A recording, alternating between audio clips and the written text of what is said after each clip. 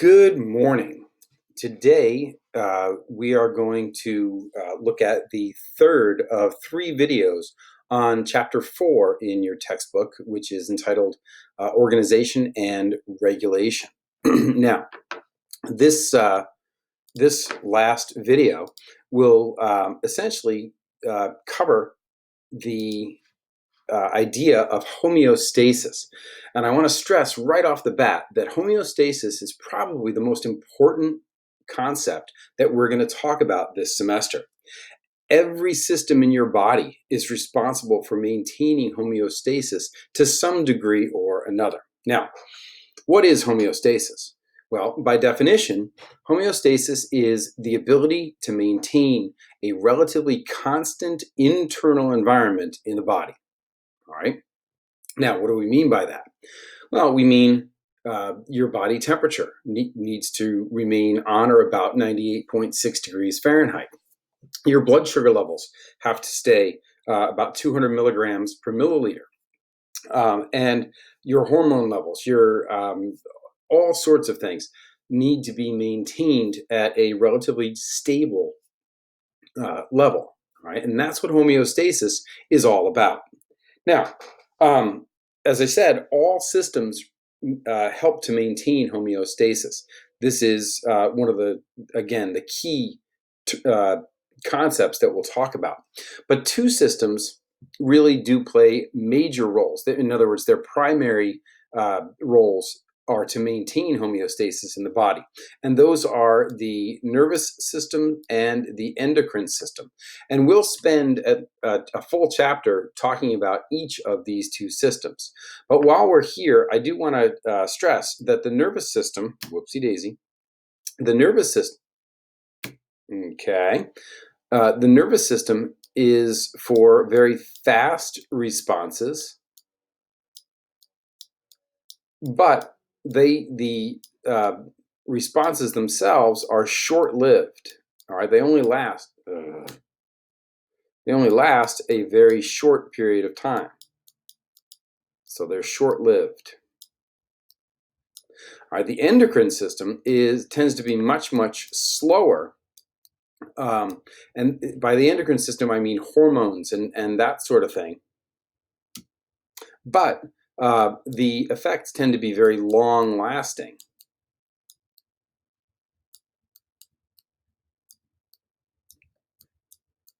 All right, so the nervous system tends to be very quick responses, but very short-lived, whereas the endocrine system, crying out loud, tends to be very slow, or much slower anyway, and long-lasting. Now, for the nervous system, think about putting your hand down on a hot stove. Right, you remove your hand right away, sometimes even before you realize that it's burning, and then it's over. The response is very quick. The endocrine system is hormones and that sort of thing, and a really good example of that is the process of puberty. All right, you go through puberty over the course of 2, maybe even 3 years, depending on where you actually draw the line at the beginning and the end of it. But the effects are long-lasting. As a matter of fact, they last the rest of your life. Once you've hit puberty, you can't go back. All right, there's no reversing that. So it's exceptionally long-lasting. Now, it's important to understand that homeostasis itself is keeping the normal levels, the normal tolerances. And the reason that it's so important to maintain those is because changes from them can result in illness or even death. Now, this slide, and I'm not going to go through every single aspect of this, but essentially it illustrates that all systems of the body contribute to maintain homeostasis. And if you look at the list, these are all of the systems that we're going to cover over the next few weeks. The nervous system, cardiovascular, digestive, muscular, endocrine, respiratory, urinary, lymphatic, and integumentary. All right, we've already talked about the skin and how it helps to maintain, for example, body temperature by either dilating the capillaries to release heat from the body, or constricting those very same capillaries in order to keep heat inside, internal, keeping the core body temperature up to that homeostatic level. Okay, now, as I said, I'm not going to read through each of these, and this picture is found in your textbook, so I do recommend that you spend a few minutes going through them. Now, that leads us to the fourth topic on our list of important things that I want you to know for the final exam. And we'll add now homeostasis to the list of objects there. And by definition, homeostasis is simply the maintenance of a relatively stable internal environment. All right. So please, again, on your list of important things on a special piece of paper, or the front cover of your notebook, or the back page, or whatever it is, add this to the list of important things, because I guarantee you each of these four things will get at least one question on the long answer section of your final exam. Okay, so there's your fourth question there. As a matter of fact, homeostasis is so important, it'll probably be the topic of the first long answer question on your final exam. Okay, so let's talk about how we maintain homeostasis. And I'm going to put my ugly mug down in this corner for now. But how do we maintain homeostasis? All right, how does the body and the systems of the body help to maintain this? Well, we use a process called negative feedback. Now, before I go any further, I want to stress that the word negative does not mean bad. All right, in colloquial English, we often use the word negative to mean a bad thing. But in science, at least, negative, and specifically negative feedback, simply means that you're doing the opposite of what has happened. All right. And so the output of the system, whatever the system is that we're talking about, dampens the original stimulus. All right. So, for example, if your body temperature goes up, the response is to bring it back down. All right. If your blood sugar level goes down, the response is to bring it back up. If your insulin levels are too low, the response to the system is to bring those levels back up. And that's what I mean by negative feedback. The response that your body system goes through is in order to dampen or reduce the original stimulus. Now, this makes negative feedback the primary mechanism for maintaining homeostasis. So it's very, very important. And there are essentially two components: the sensor, which is typically part of the nervous system, and then the control center, which is, again, typically the central nervous system, the brain. And what happens is, if there's a stimulus of some sort, you got too much of something, for example, data is sent to the brain. The brain then directs a response, which causes an effect, which returns everything to normal. Now, this is a slide or at least a picture on this slide that we've seen before. And this deals with the idea of not having a body temperature that is at 98.6 degrees, at least approximately. All right. Just as an aside, your body temperature may or may not be 98.6 degrees. It might be a little higher. It might be a little lower. On average, the 98.6 is the typical body temperature of a human being. All right. My son Stephen, for example, runs a little bit hot. His body temperature is on average almost 100 degrees Fahrenheit, almost 99 point something or other. And he used to play it up when he had a quiz or a test in elementary school. He'd go down to the nurse and say he didn't feel well, and the nurse would take his temperature, and sure enough, he had a fever. But for him, that wasn't really a fever. In any event, that's an aside.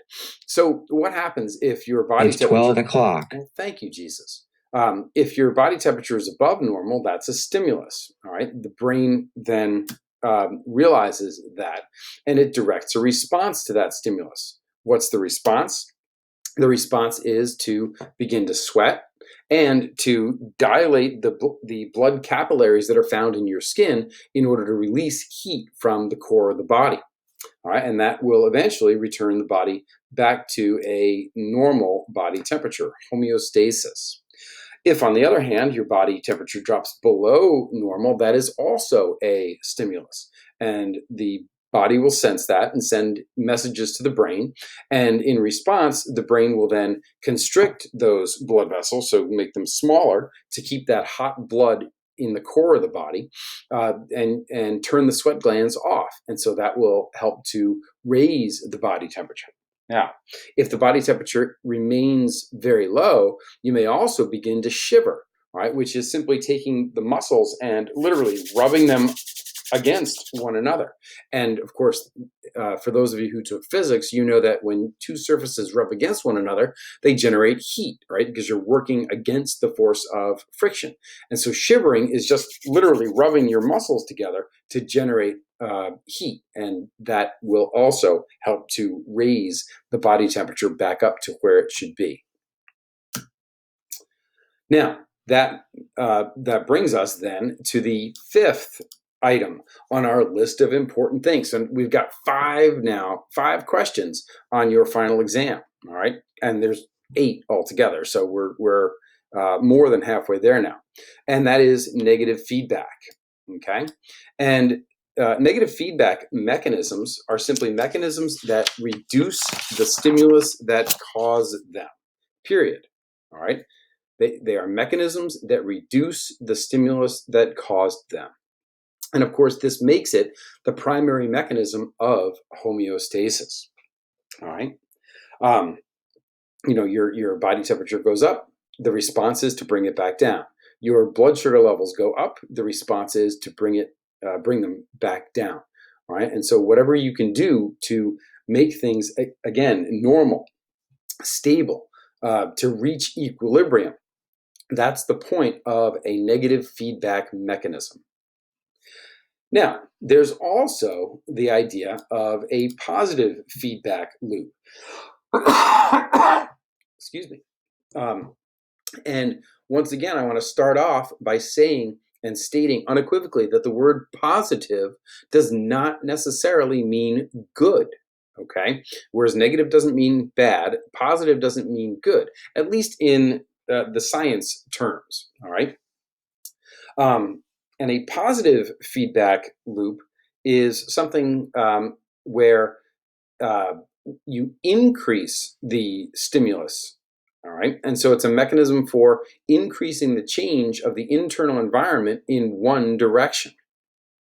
A good example of this is the secretion of a hormone called oxytocin during childbirth, all right? What it does is it produces uterine contractions, and the uterine contraction then goes through a feedback loop that causes the pituitary gland to produce even more oxytocin. The more oxytocin produces a bigger contraction, which then goes through a loop that causes the pituitary to release even more oxytocin.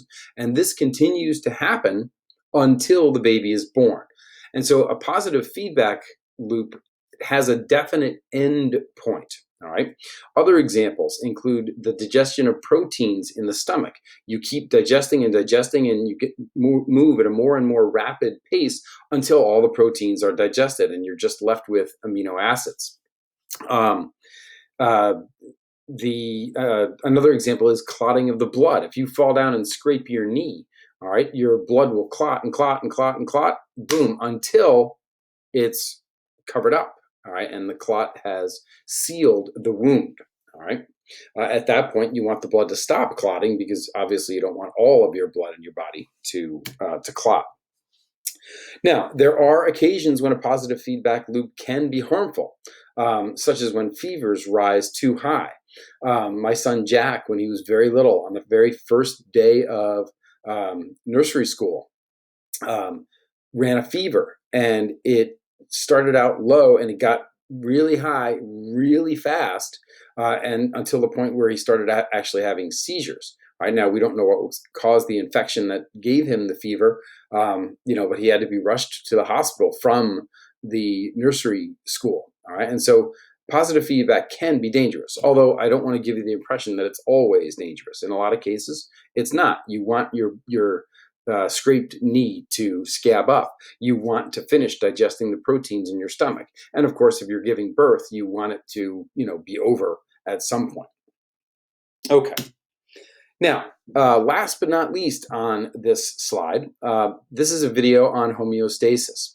Now, this will cover a lot of various parts of homeostasis, and not all of them are really important for this particular course. But I want you to see just what an overarching theme homeostasis is in biology. You want to maintain that stable environment, whether you're talking about an ecosystem or an individual organism. Homeostasis is a very important aspect to this. Okay. So that brings us to the end of chapter 4, but it also brings us to the end of unit 1.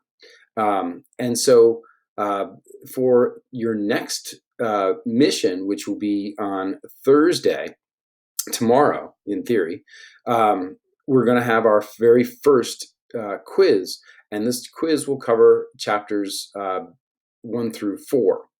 There is a practice quiz, and it's an old quiz. I think it's from 2013 maybe or so, but it will give you an idea of the format of the quiz as well as the types of questions that you might see. So spend a little time going through that, and we'll go over it before your scheduled quiz tomorrow evening. Have yourselves a great day, and I will talk to you soon.